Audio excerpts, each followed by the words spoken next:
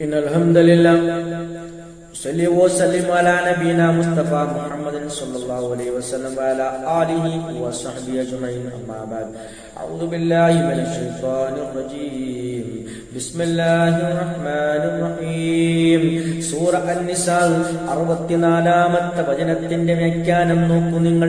മുമ്പ് വിശദീകരിച്ച മുനാഫിക്കുകളുടെ ആ ചെയ്തികളുമായി ബന്ധപ്പെട്ട് തന്നെ അവതരിച്ച അതിനോട് ചേർത്ത് വെക്കേണ്ട ഒരായത്താണ് ഇതും നോക്കൂ നിങ്ങൾ.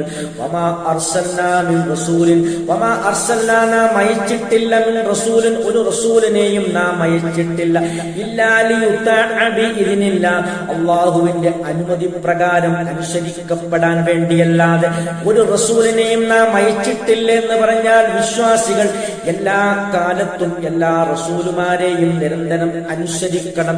അല്ലാഹുവിന്റെ കൽപ്പന പ്രകാരം ഇതിന് പ്രകാരം അവരെ അനുസരിക്കപ്പെടാൻ വേണ്ടിയല്ലാതെ ഒരു റസൂലിനെയും അയച്ചിട്ടില്ല. ഇവിടെ മുനാഫിക്കുകളും യഹൂദരും അതുപോലെ കപട വിശ്വാസികൾ അല്ലാഹുവിന്റെ റസൂലിനെ അനുസരിക്കാത്തത് കൊണ്ടാണ് ഈ രൂപത്തിൽ അല്ലാഹ് പറയുന്നത്.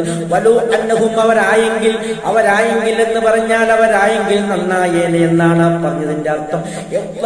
അവർ അക്രമം പ്രവർത്തിച്ചപ്പോൾ അൻഫുസഹും അവരുടെ സ്വദേഹങ്ങളോട് അക്രമം പ്രവർത്തിച്ചപ്പോൾ നബിയെ താങ്കളുടെ അടുത്ത് വരികയും ഫസ്തഗ്ഫിറുല്ലാഹ് അല്ലാഹുവിനോട് അവർ പിന്നീട് പൊറുക്കലിനെ ചോദിക്കുകയും വസ്തഗ്ഫറ ലഹുമുർ റസൂൽ അല്ലാഹുവിന്റെ റസൂൽ സല്ലല്ലാഹു അലൈഹി വസല്ലം അവർക്ക് വേണ്ടി അല്ലാഹുവിനോട് പാപമോചനം തേടുകയും ചെയ്താൽ ലവജദുല്ലാഹ് അവർ അല്ലാഹുവിനെ കണ്ടെത്തുക തന്നെ ചെയ്യും. തഖ്വാബർ റഹീമ ആ പശ്ചാത്താപം സ്വീകരിക്കുന്നവനായും ഖന്നാദിയുമായി കണ്ടെത്തുക തന്നെ ചെയ്യും. നോക്കൂ നിങ്ങൾ, ആ മുനാഫിക്കുകൾ ഒരുപാട് ബുദ്ധിമുട്ടുകൾ അല്ലാഹുവിന്റെ റസൂലിന് വരുത്തി വെച്ചിട്ടുണ്ട്, മുഅ്മിനീങ്ങൾക്ക് വരുത്തി വെച്ചിട്ടുണ്ട്. അതിനൊക്കെയും ഒരു പരിഹാരമായിട്ടല്ല പറയുകയാണ്. അല്ലാഹുവിന്റെ റസൂലിന്റെ അടുത്ത് ചെന്നുകൊണ്ട് അവർ പാപമോചനം തേടണം അല്ലാഹുവിനോട്. എങ്കിൽ മാത്രമേ അല്ലാഹു അവർക്ക് പുറത്തു കൊടുക്കുകയുള്ളൂ.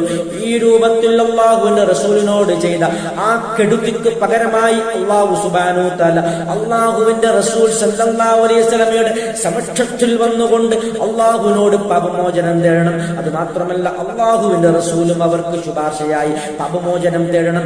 എങ്കിൽ മാത്രമേ അവർക്ക് പുറത്തു കിട്ടുകയുള്ളൂ ഈ മുനാഫിക്കുകൾക്ക് എന്നാണ് അല്ലാഹു സുബ്ഹാനഹു തആല കൃത്യമായി നമുക്ക് പഠിപ്പിച്ചു തരുന്നത്. ഈ രൂപത്തിലാണ് ഖുർആൻ വിശദമായി പഠിച്ചു മനസ്സിലാക്കാൻ അല്ലാഹു സുബ്ഹാനഹു തആല തൗഫീഖ് ചെയ്യുമാറാകട്ടെ. ആഖിറു ദഅവാനാ അൽഹംദുലില്ലാഹി റബ്ബിൽ ആലമീൻ.